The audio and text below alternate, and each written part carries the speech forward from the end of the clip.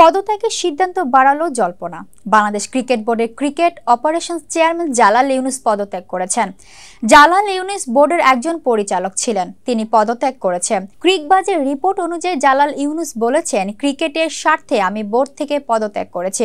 তিনি বর্তমান বোর্ড থেকে পদত্যাগকারী প্রথম পরিচালক, যা ছাত্র বিক্ষোভের পরে সরকার পরিবর্তনের পর থেকে তদন্তের অধীনে রয়েছে। এই আন্দোলনের কারণে আওয়ামী লীগ সরকারের প্রধানমন্ত্রী শেখ হাসিনা ৫ আগস্ট পদত্যাগ করেন।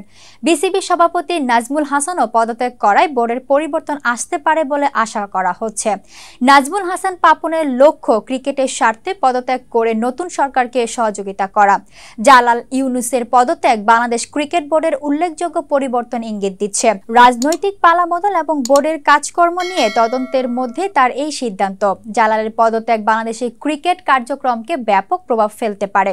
মহিলা টি-20 বিশ্বকাপ আয়োজন ইতিমধ্যে সৌদি আরবে করা হচ্ছে।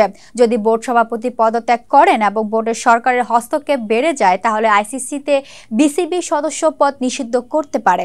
বর্তমান পাকিস্তান সফরে গিয়েছে বাংলাদেশ দল, সেখানে 2টি টেস্ট ম্যাচ খেলার কথা রয়েছে।